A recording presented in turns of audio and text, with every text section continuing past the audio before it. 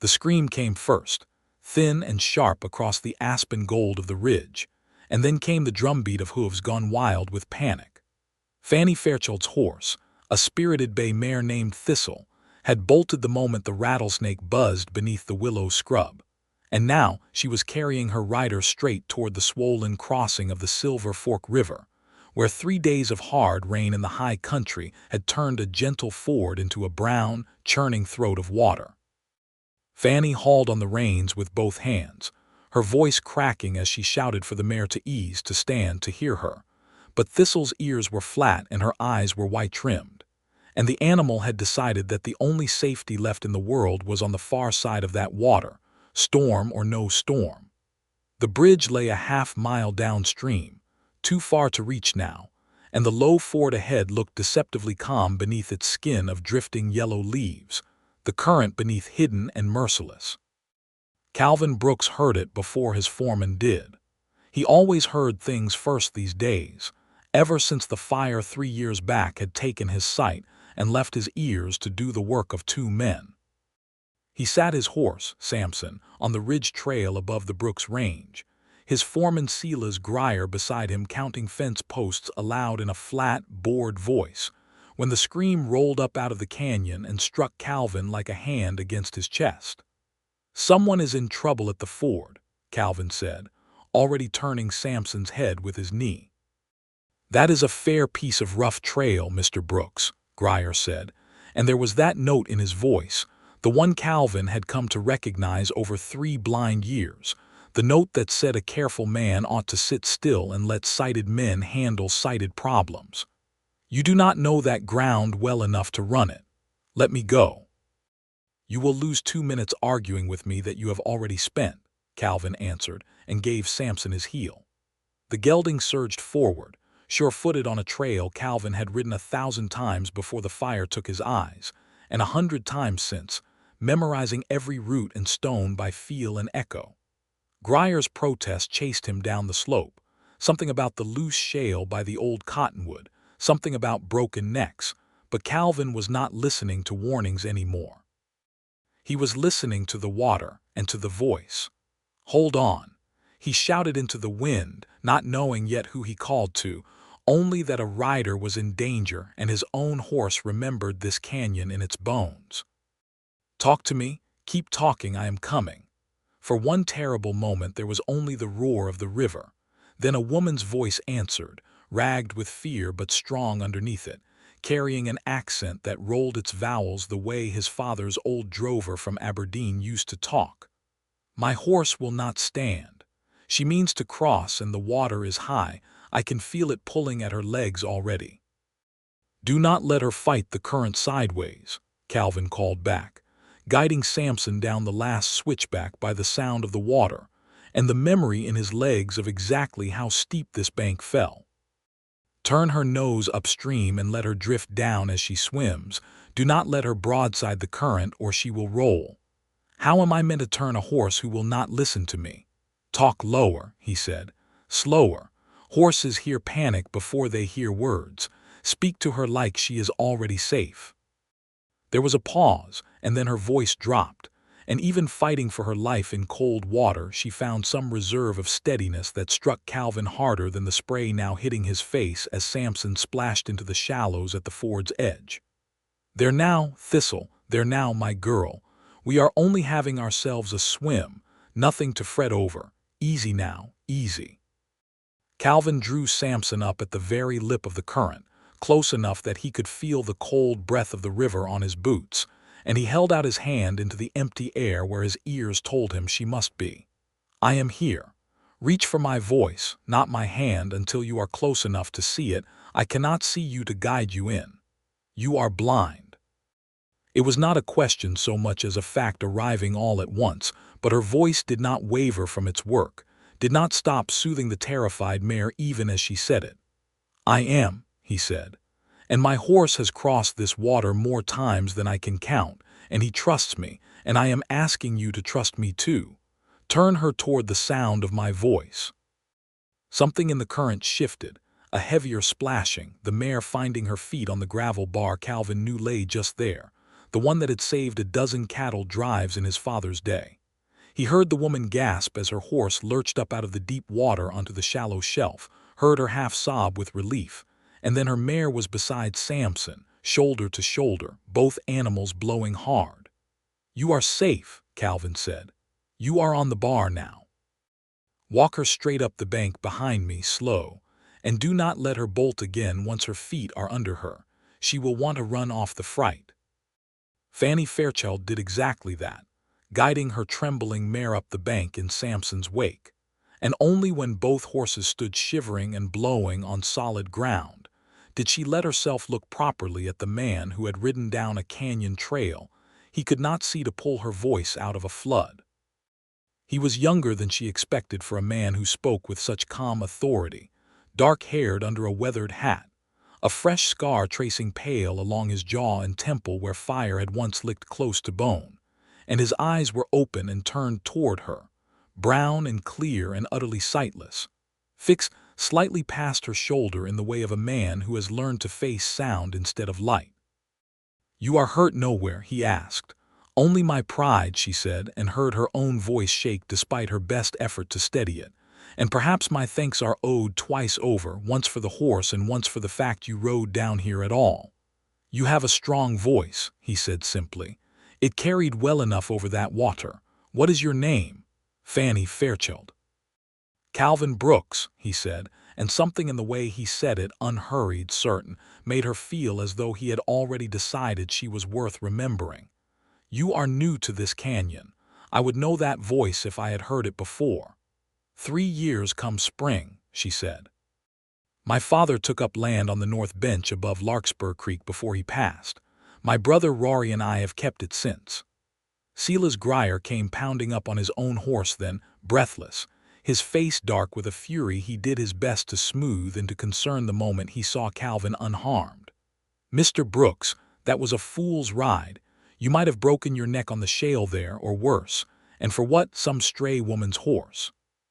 "For a woman's life, Silas," Calvin said, and his voice had gone very quiet. The quiet Fannie would come to learn meant he had already made up his mind about something and did not intend to be talked out of it. "I would thank you to remember the difference." Grier's jaw tightened, but he only nodded and said nothing more, and Fannie felt the weight of his glance slide over her like a man pricing cattle at auction, unkind and assessing, and she did not like it one bit.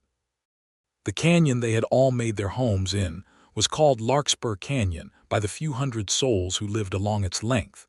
A deep gash of red rock and silver river cut down out of the San Juan high country, its walls climbing so steep in places that the only ways in or out for wagon, herd, or heavily laden pack train were the plank and cable bridge at the Narrows, built a decade before by the first ranchers to settle there, and the cable ferry 2 miles downstream, where the gorge widened enough for a barge to cross when spring floods or winter ice made the bridge too dangerous for heavy stock.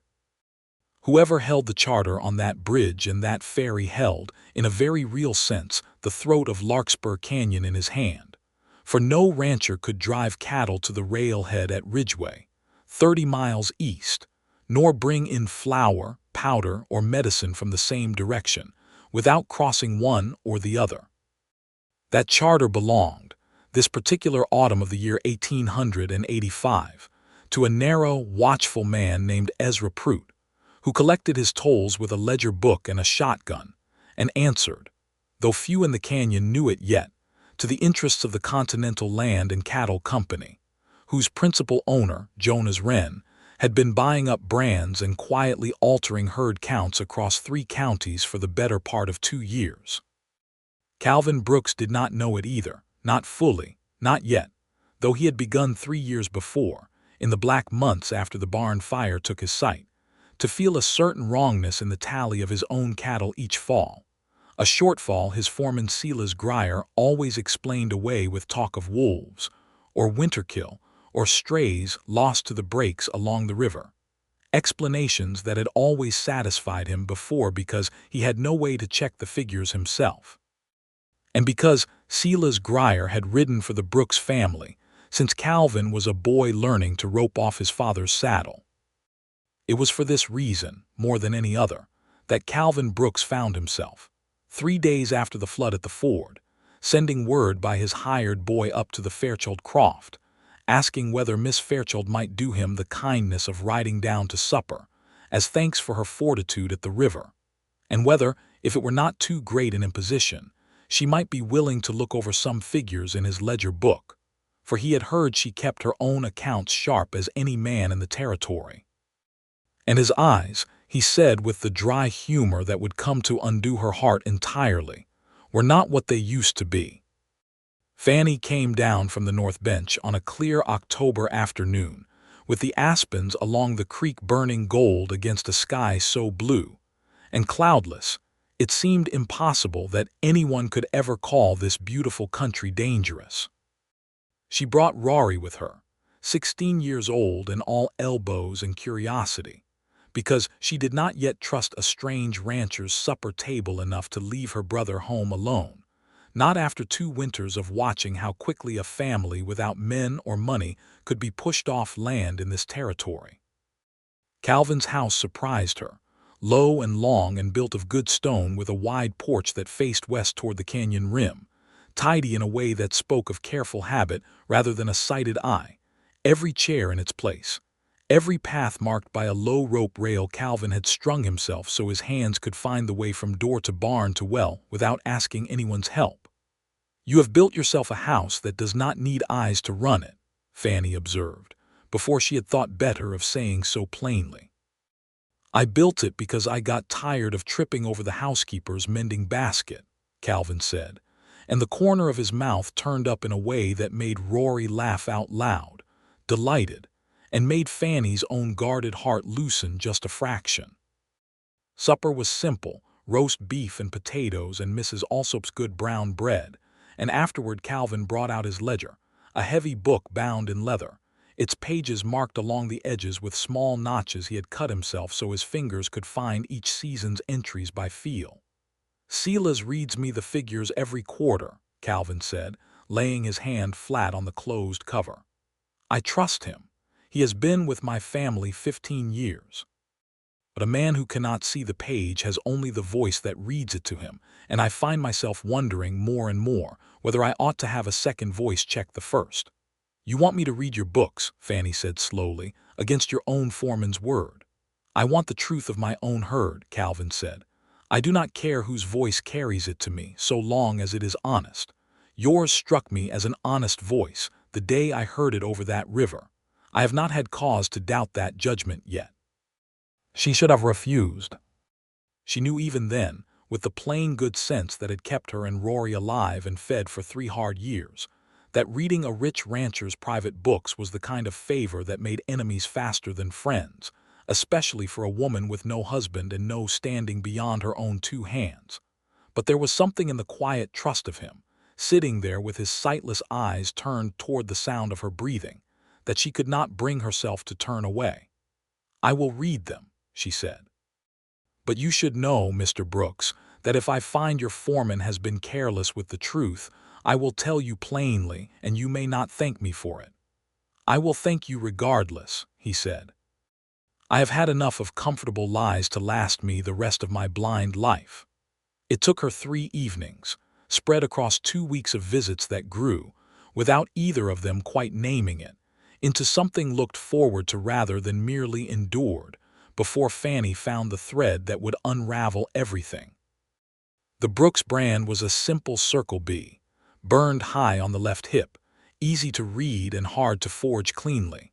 But easy, Fanny realized with a cold drop in her stomach one evening while running her finger down a column of tally marks.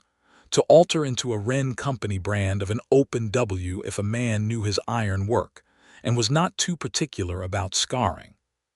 She had seen 3 head at the fall roundup, penned temporarily in the shed holding corral near the ferry landing while waiting their turn to cross, whose hides showed the unmistakable ghost of a reworked brand, an old Circle B healed over and burned through again into something new. "Calvin," she said, and it was the first time she had used his given name without the courtesy title, and neither of them remarked on it, though both of them felt it. "How many head did your last count show missing against the spring tally?" 43, he said. "Sila's put it down to a hard summer and wolves along the breaks. I counted your steers at the ferry corral myself last week, helping old Tobias sort his own stock from yours before the crossing. 3 of them wore a brand that had been worked over. Not wolves, Calvin. A running iron and a careless hand, and someone who trusted that a blind man would never think to ask a stranger to look close at his own cattle's hides." The silence that followed was long enough that Rory, waiting outside with the horses, began to whistle nervously through his teeth. "Silas has always done the counting," Calvin said at last, and his voice had gone very still, the stillness of a man absorbing a wound before he lets himself feel it. "He rides the roundup himself. He would have seen any reworked brand before I ever could." "Then either he did not look," Fannie said gently, "or he looked and said nothing." "Do not say such a thing lightly, Fannie Fairchild. I would not have said it at all if I did not think you deserved the truth more than you deserve my comfort," she answered, and something in the steadiness of that reply, so unlike the careful softening most people offered a blind man, settled into Calvin's chest like a hand closing around something precious. "That," he said quietly, "is exactly why I asked you to read my books and not him." Silas Grier did not take kindly to being questioned. When Calvin raised the matter of the reworked brands over supper 2 nights later, careful and even, asking only that Silas ride with him to the ferry corral so a brand inspector might examine the disputed steers before they crossed to the railhead, the foreman's temper broke like a dry branch. "You would take the word of some immigrant farm girl over 15 years of my service," Grier said, his voice rising. "A woman who has been in this canyon 3 years and already has her hooks into you, Mr. Brooks. I have seen how she comes riding down here of an evening, reading you sweet nothings out of your own account book, and you so eager to believe whatever falls out of her mouth because it is a pretty voice and you cannot see the greed behind it." "That is enough," Calvin said, and there was iron in it now. The voice of a man who had once run this ranch with his eyes wide open and had not forgotten how to command a room even in the dark. "I did not ask your opinion of Miss Fairchild's character, Silas. I asked you to explain 3 reworked brands on my own cattle." "Wolves take a strange bite out of a hide sometimes," Grier said, sullen now. "Scarring scavengers, it plays tricks on the eye if a body has an eye left to be tricked with." The cruelty of it landed hard, and even Grier seemed to hear how far he had overstepped, for he fell silent, but the damage was done. Calvin sat very still for a long moment, and then he said, quiet and final, "You will ride with me to the corral tomorrow, and we will have the county brand inspector out from Ridgeway to look at those 3 head himself, and if he finds nothing wrong, I will apologize to you in front of every hand on this ranch. But if he finds what Miss Fairchild believes he will find, you and I are going to have a very different conversation." Grier left the room without another word, and outside, in the cold, clean dark of the canyon night, he stood for a long while beneath the aspens, breathing hard, before he mounted his horse and rode not toward the bunkhouse but toward the ferry landing, where a lamp still burned in Ezra Pruitt's shack, and where, an hour later, a rider left at a hard gallop toward the Wren Company's headquarters 2 valleys east. The brand inspector, a dour, thorough man named Chester Voss, who had ridden circuit through 4 counties for 11 years, and had seen every trick a running iron could play, confirmed what Fannie's eye had already told her plainly enough. The 3 steers had once worn a Circle B, healed clean, and someone with a practiced hand had burned an open W directly over the old scar, close enough in shape that a careless glance from 10 feet away might miss the deception entirely, but no chance at all of missing it up close. "Fresh work," Voss said, running his thumb along the ridged scar tissue while Calvin stood listening with his hand resting on the corral rail. "Inside 2 months, I would guess. Whoever did this knew cattle and knew how to hide a crime in plain sight. And the open W," Calvin said slowly, "that is the Wren Company brand." "It is," Voss said, Continental Land and Cattle, Mr. Wren has been buying up brand registrations right and left this past year, and I will tell you plain, Mr. Brooks, since you cannot see my face to know how serious I mean this. You are not the first small rancher in this canyon to come to me with a story like this one. You are only the first with the courage to ask. Fannie stood a little apart, watching Calvin's face as the truth settled into him, watching the way his jaw set, and his sightless eyes fixed on some point in the middle distance as though he could, through sheer will, force himself to see the enemy who had been robbing him blind in every sense of the word for months. "Silas," Calvin said finally, and it was not a question. "I cannot swear to who drove the iron," Voss said carefully, "but I can swear that whoever did it had free run of your herd and your books both, and that is a short list, Mr. Brooks." Grier, who had ridden out with them that morning under protest, said nothing at all, and when Calvin turned toward the sound of his silence, something in the set of the foreman's shoulders, audible even in the way his boots shifted against gravel, told Calvin everything Voss's careful testimony had only implied. "Get off my land, Silas," Calvin said, and his voice did not rise, did not shake, was in fact terribly quiet, which somehow made it worse. "I do not want to hear your explanations. I do not want your 15 years of service. I want you gone before supper." "You will regret this," Grier said, low and ugly. "You think that woman's voice is worth more than mine, worth more than 15 years. You will find out soon enough what her sweet talk is really worth, Mr. Brooks, when the syndicate comes to collect what it is owed, and there is no one left standing between you and them who knows this land better than a blind man's ears."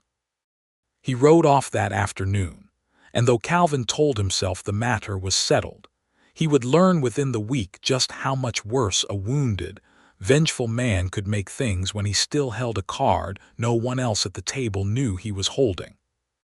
The gossip started slow, the way it always does in a small canyon settlement where everyone's business travels faster than the mail, and it started, unsurprisingly, at the mercantile and the church social and the little cluster of benches outside the land office where old men sat and watched the world go by and decided, among themselves, what the world ought to think.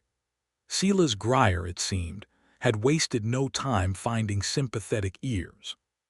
He told anyone who would listen that Calvin Brooks, poor blind soul, had been taken in by a scheming immigrant woman who had wormed her way into his books and his supper table both, that she had likely planted the story of the reworked brands herself to discredit an honest foreman and clear the way to get her hands on the Brooks ranch, land and cattle and all, through a blind man too smitten with a pretty voice to see what was plainly in front of him, if he could see anything at all.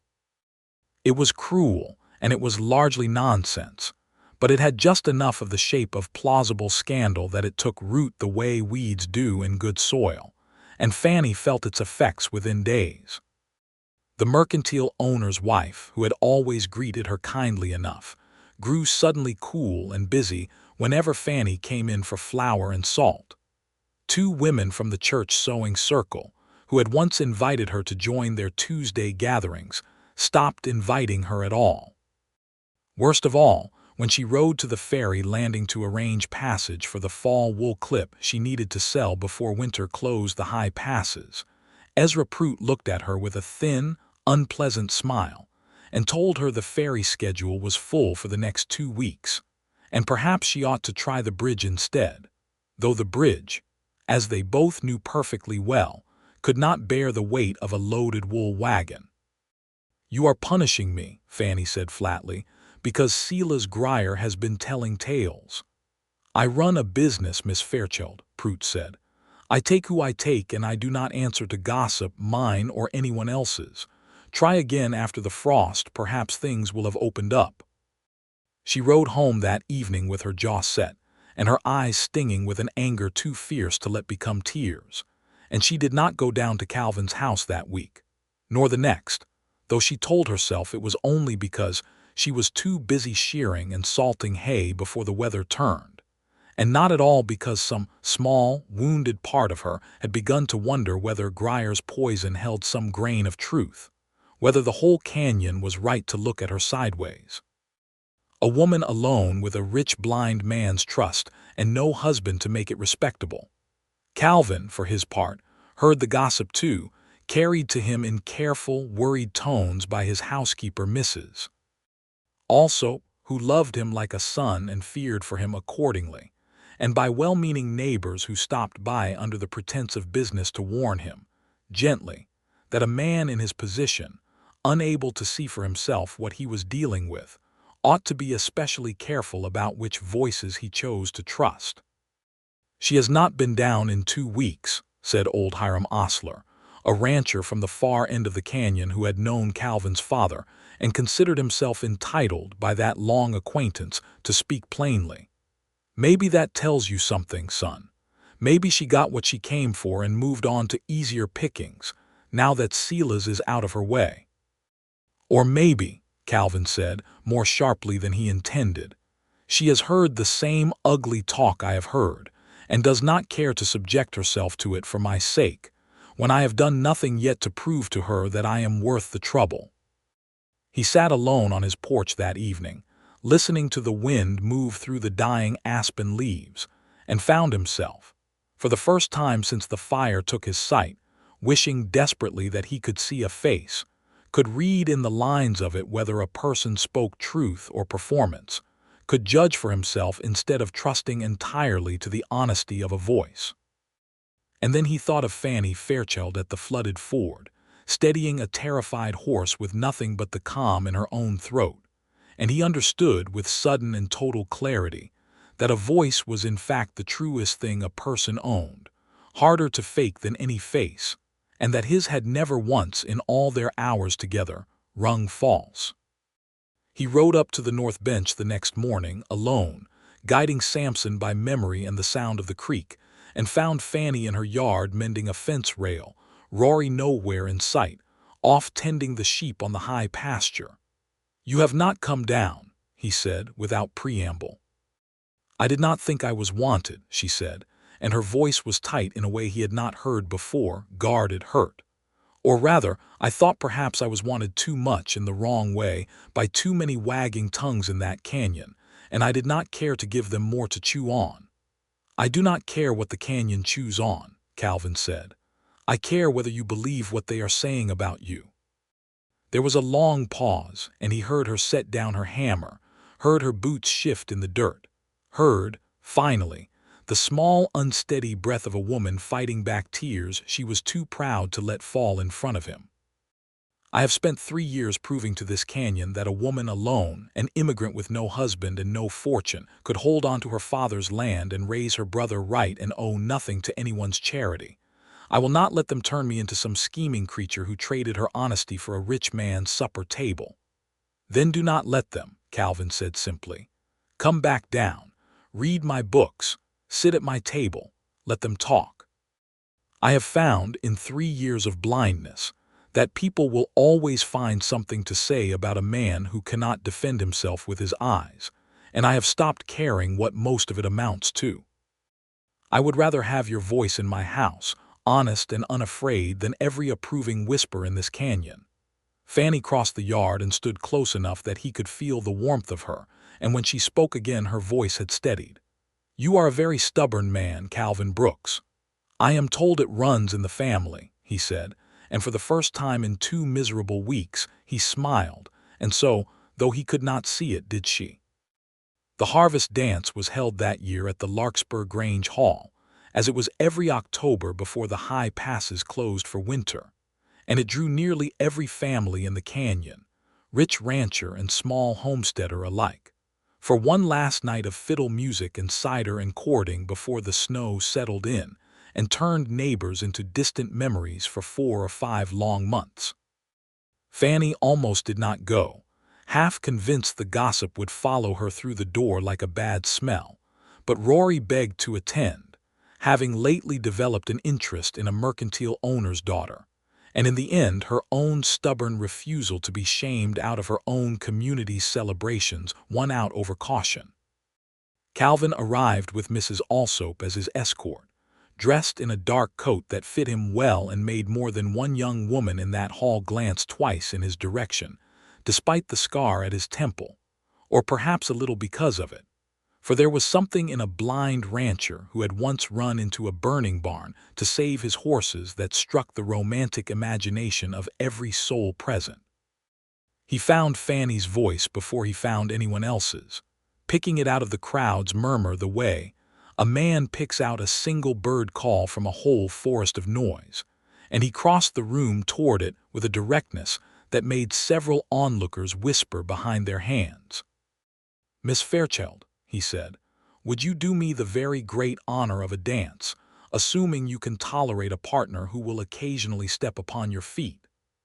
"I have survived worse indignities," Fanny said, and took his offered hand, and felt her pulse quicken in a way that had nothing at all to do with the flooded river that had first brought their two lives crashing together. The fiddler struck up a reel, and Calvin, though he could not see the pattern of the dance, felt it instead, through the pressure of her hand in his and the sound of her breathing and the rhythm of boots on the plank floor all around him, and he moved with a confidence that surprised her, guided entirely by trust in his own body's memory, and in the steady, sure way she led him when the pattern required her to. "You dance well for a man who cannot see the steps," she said, laughing, breathless, as he turned her under his arm without a single misstep. "I do not need to see the steps," he said, close to her ear now as the music slowed into something gentler, a waltz that pulled the whole room into softer, closer holds. "I only need to hear you counting the beat under your breath, which you have been doing since the second measure, and did not think I noticed." She flushed, caught out, and he felt the heat of her blush somehow in the sudden warmth of her hand in his, and neither of them said anything more for a long moment, content simply to move together through the golden lamplight while half the canyon watched and whispered, and for once, Fanny found she did not care in the slightest what any of them thought. It was Silas Grier's sudden appearance in the doorway, uninvited and clearly drinking, that broke the spell.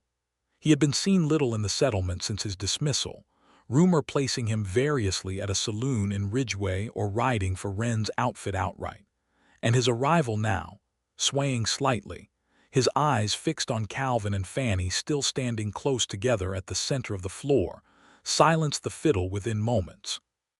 "Look at the two of them," Grier said, loud enough to carry to every corner of the hall. "The blind rancher and his little immigrant fortune hunter, dancing so sweet while she plans how best to carve up his ranch for herself. I told you, Brooks. I told you what she was after."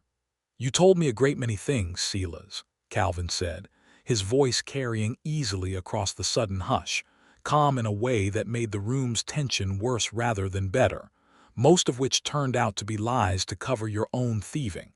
"I would think twice before you stand in a room full of people and call another liar."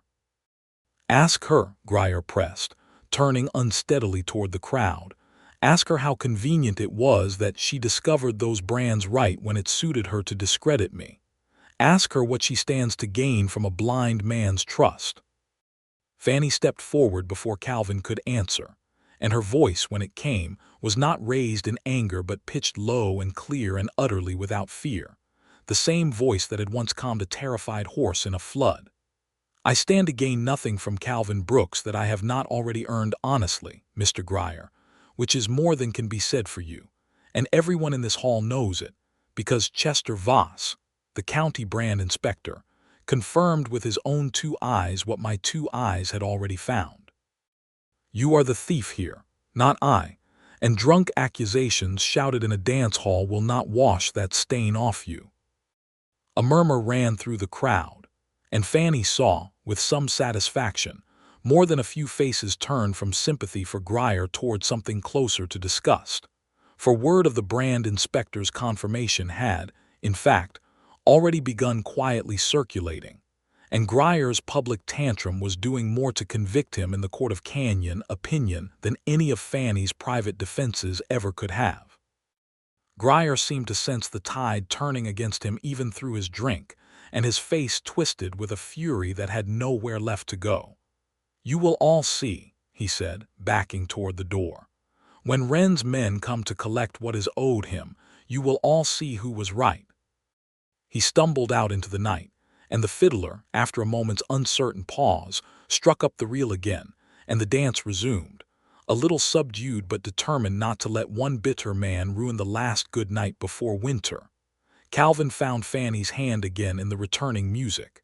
He said Wren's men are coming to collect, Calvin said quietly under the noise. That is not the talk of a man merely nursing a grudge, Fanny. That is the talk of a man who knows something is planned. Then we had best find out what, Fanny said, before the pass is close, and cut this canyon off from any help beyond it. What Silas Grier knew, and what he had in fact been paid handsomely by Jonas Wren to help arrange, was this. The Continental Land and Cattle Company had spent the better part of 2 years quietly buying up debt, brand registrations, and where persuasion failed, outright intimidation across 3 counties, and Larkspur Canyon, isolated as it was behind its single bridge and single ferry, made an irresistible target for a final consolidation before winter locked the high country away from outside eyes until spring. Wren's plan, laid out over whiskey in his office 2 valleys east, was simple and ruthless. With the fall cattle drive due to cross the ferry within the week, bound for the railhead at Ridgeway before the first heavy snows made the trail impassable, Wren intended to have his own riders, joined by Grier's inside knowledge of Brooks' range and cattle habits, intercept the mixed herd of Brooks and Fairchild stock at the ferry landing itself, present forged bills of sale and altered brand papers to Ezra Prout, who would wave them through without question, and drive the entire herd. Nearly 400 head representing a full year's income for both ranches, straight through to a Wren-controlled holding pen before anyone in the canyon could organize to stop them.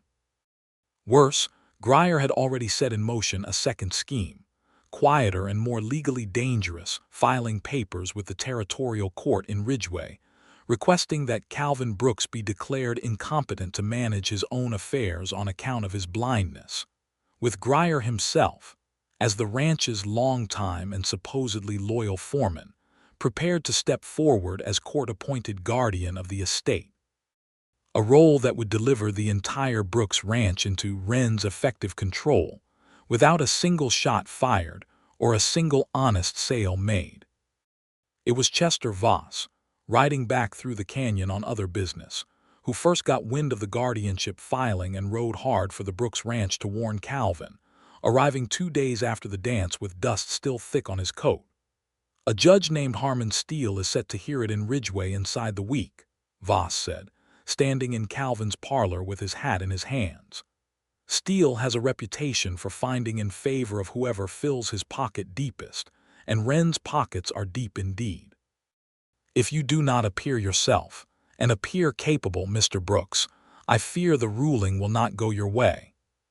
I've run this ranch alone, blind, for 3 years, Calvin said, his voice tight with a fury he rarely let show. I know every fence line, every water hole, every head of stock by sound and smell if not by sight. What capability does a judge need to see that I do not already possess? He will not ask what you can do, Voss said grimly. He will ask what a jury of frightened neighbors believes a blind man cannot do, and Wren's money will make certain plenty of frightened testimony is available. Fanny, who had ridden down that same afternoon to help sort wool tallies and had stayed to hear the whole grim report, felt a cold, clear anger settle over her, the kind that steadies a hand rather than shaking it. Then we do not let it come to testimony, she said. We stop the herd from ever reaching that ferry under Wren's forged papers, and when Silas Grier's whole scheme collapses in front of the entire canyon, no judge in the territory will find it easy to declare Calvin incompetent on the word of a man just exposed as a thief and a conspirator. That herd crosses in 4 days, Voss said. Wren will have a dozen riders at that landing, maybe more, and Ezra Prout in his pocket besides. You would be facing armed men at a narrow crossing with winter weather already building over the peaks. If you will forgive me saying so, Miss Fairchild, that is no small thing to propose. No, Fannie agreed. It is not. But I have watched this canyon's small ranchers get squeezed and cheated and pushed off land they bled for 3 years now. And I did not come all the way from Scotland with my father and my brother to watch it happen to Calvin Brooks too, blind or not, simply because it was easier to stay quiet. Calvin turned toward her voice, and though his eyes could not find hers, everything in his bearing did. Then we had best decide, all three of us, exactly how we intend to hold that crossing. The plan they settled on over the following 3 frantic days was neither elegant nor without risk. But it was, Fannie insisted, the only plan with any hope of exposing Wren's fraud in front of enough witnesses that no amount of money could paper over it afterward. Chester Voss, in his official capacity as county brand inspector, rode hard for Ridgway to fetch the territorial sheriff, a steady, unhurried man named Amos Dunbar who had no love for Jonas Wren's growing influence in his county and needed only sufficient proof to act against it. Hiram Osler and 4 other small ranchers, moved by news of Grier's exposure at the dance and by old loyalty to the Brooks name, agreed to ride with their own hands to the ferry landing on the morning of the drive. Enough men to make Wren's riders think twice before opening fire in front of witnesses, though everyone understood the danger had not vanished simply because caution demanded it be managed carefully. Fannie herself would ride point on the mixed herd alongside Calvin, guiding the drive down the last narrow trail to the ferry landing, her voice, as always, serving as Calvin's eyes over the terrain his memory could not fully cover in the dark of early morning fog that so often gathered along the Silver Fork this time of year. On the morning of the drive, that fog lay thick and silver across the canyon floor, muffling sound and hiding the ferry landing from view until riders were nearly upon it.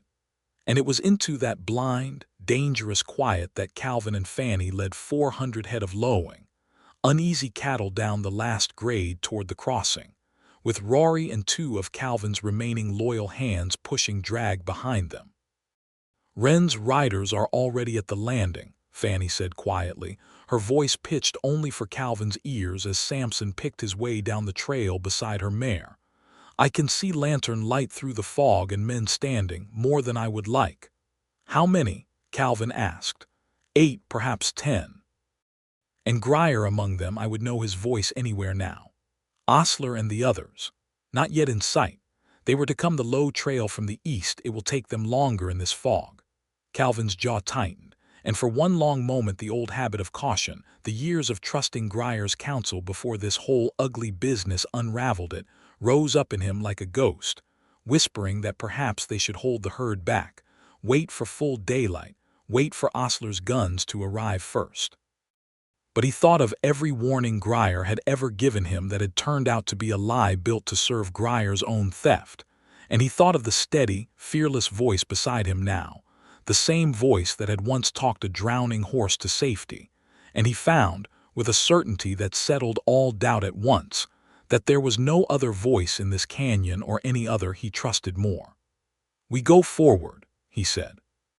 Slow, and we call out plainly who we are and what we intend, and we do not let them push this herd through on forged paper while good men are still riding to stand with us.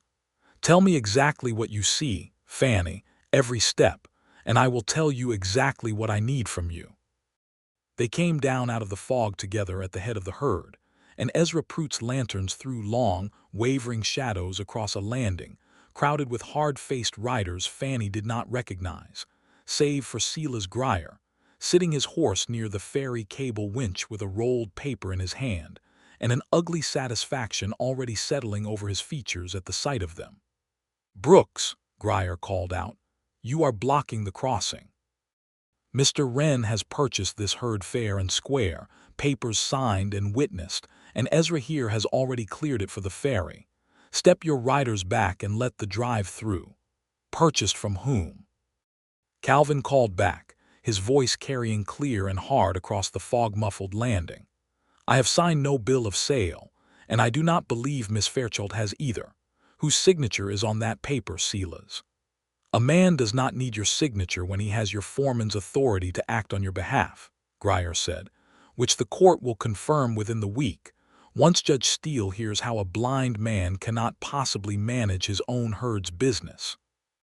Read the description of the herd on that bill of sale, Fannie said suddenly, her voice ringing out sharp and clear, and every head at the landing turned toward her.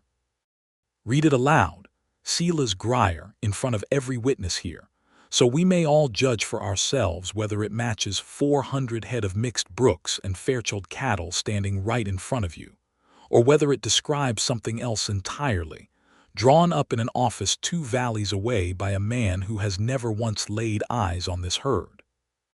Grier hesitated, and that hesitation told its own story to every rancher's hand standing at that landing, men who knew cattle and knew paper, and understood immediately what a forged description, hastily assembled without ever seeing the actual stock, was likely to contain.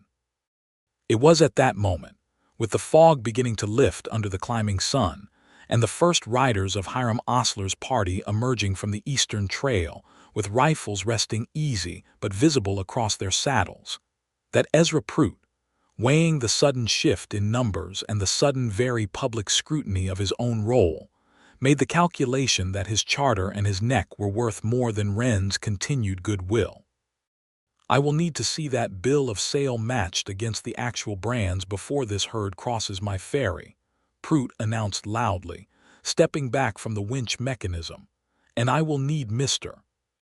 Wren's men to stand down while that inspection happens, else I will not authorize this crossing at all. Grier's face went white with fury and something close to panic, and it was in that moment of confusion, with Wren's riders uncertain whether to press forward or retreat, that Calvin Brooks did something no one at that landing expected from a blind man surrounded by armed strangers in the fog. He swung down from Sampson's saddle, unhurried, and walked forward with one hand resting lightly on his horse's neck for orientation, straight toward the sound of Grier's voice, until he stood close enough that Grier had to either back his own horse away or let the confrontation happen at arm's length. You have called me incapable in every courtroom filing you have sent to Ridgeway, Calvin said, quiet now, but every word carrying in the fog-hushed morning air. You have told this whole canyon that I trust a woman's voice over my own good sense because I am too blind to know better. I want you to understand something plainly, Silas, in front of every man standing here. I do not trust her voice instead of my eyes. I trust her voice because in 3 years of darkness, it is the only voice in this canyon that has never once lied to me, not about brands, not about danger, not about anything at all, while yours lied to me for 15. That is not the confusion of a helpless man.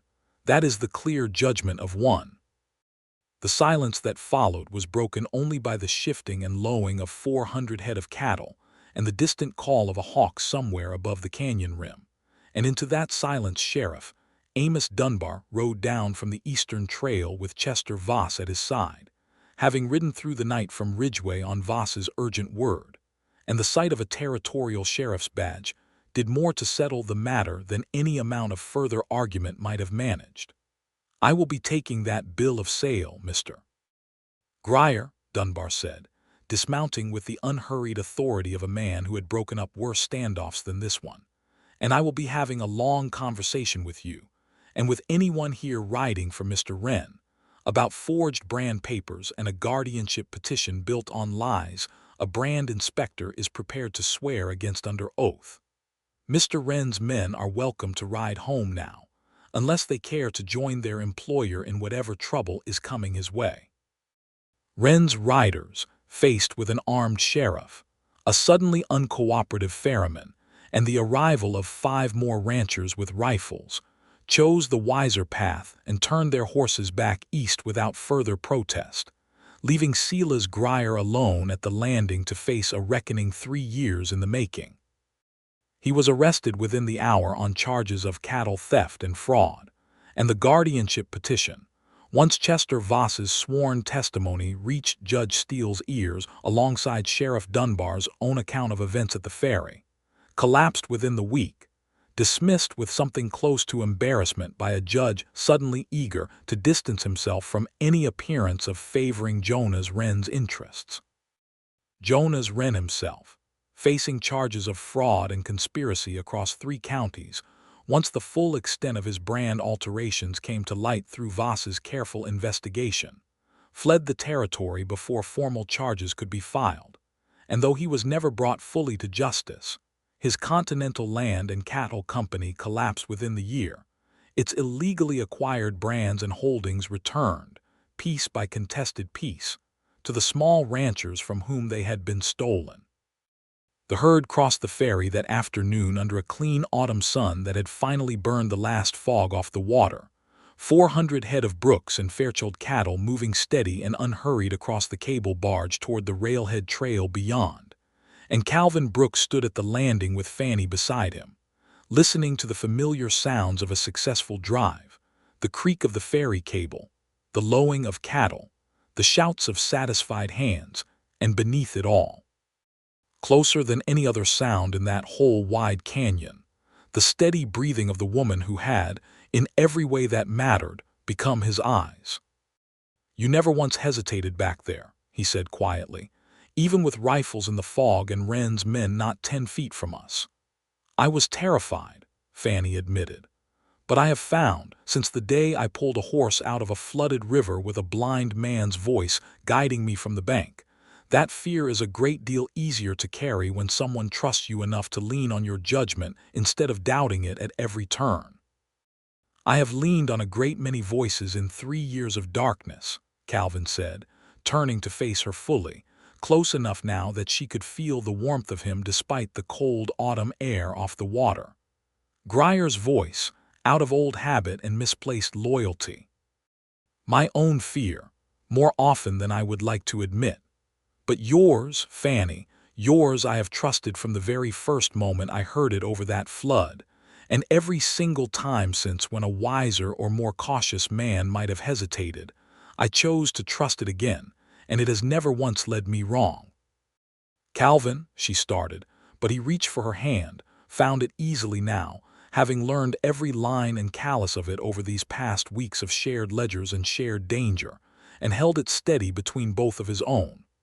"I love you," he said plainly, without any of the careful circling a sighted man might have used to work up to such a declaration. "I do not need my eyes to know that, Fannie Fairchild. I have never needed them less than I do standing here with your voice in my ears and your hand in mine. I would very much like to spend the rest of whatever years I have listening to nothing else, if you will have me."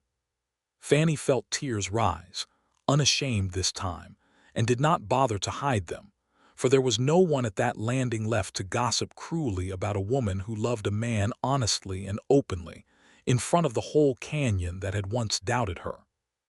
"I have loved you," she said, "since the day you rode down a trail you could not see, calling out to a stranger's voice across a flood, and never once asked whether I deserved the risk before you took it. I will have you, Calvin Brooks, gladly, and I will spend the rest of my own years making certain you never have cause to doubt that voice again."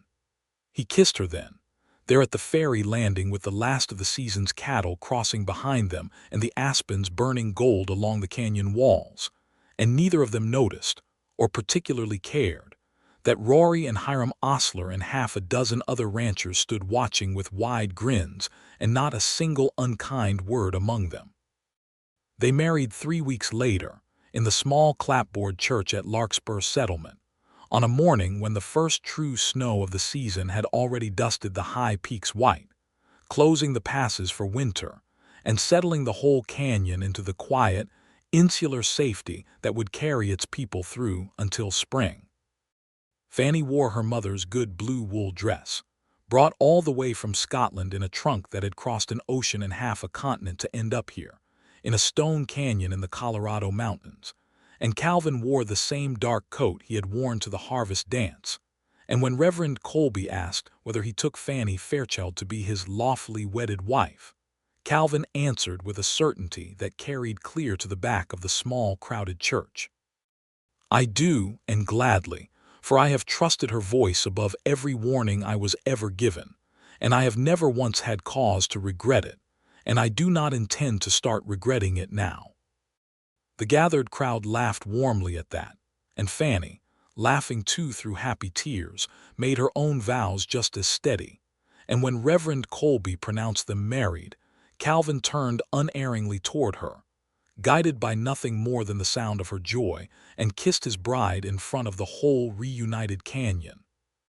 They rode home together that evening to the Brooks Ranch house, now simply home, combined at last with the Fairchild Croft on the north bench into a single working spread that Rory, now 17 and eager to make his own mark, had already begun helping to manage alongside Chester Voss's recommended new foreman, an honest, steady man named Amos Kittredge who had no interest whatsoever in forged brands or syndicate money.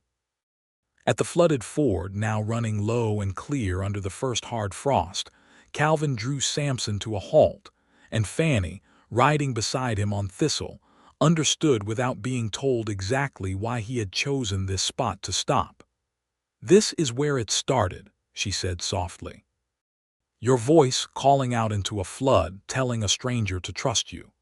"And yours," Calvin said, answering me, steady as anything, when you had every reason in the world to panic instead. I have thought every day since about how easily that morning might have gone differently. If Silas had convinced me to stay on the ridge, if I had listened to caution instead of your voice." "You never once let caution win," Fannie said.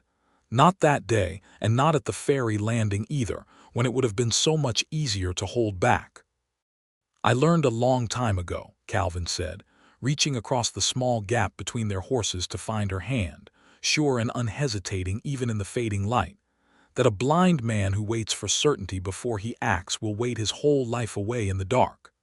I would rather trust a good voice and ride toward it than sit safe and alone wondering what I might be missing. I am glad every single day that I chose to trust yours." "You will not regret it," Fannie said. "Not one single day of it, I promise you that, Calvin Brooks." "I already do not," he said, and together they rode the last mile home in the blue autumn dusk, the canyon settling quiet and golden around them, the bridge and the ferry both standing open now to honest trade and honest neighbors, the syndicate's shadow lifted at last from Larkspur Canyon, and two hearts, once wary and alone, now bound together as surely and as steadily as any voice a blind man ever chose, gladly and forever, to trust above all others.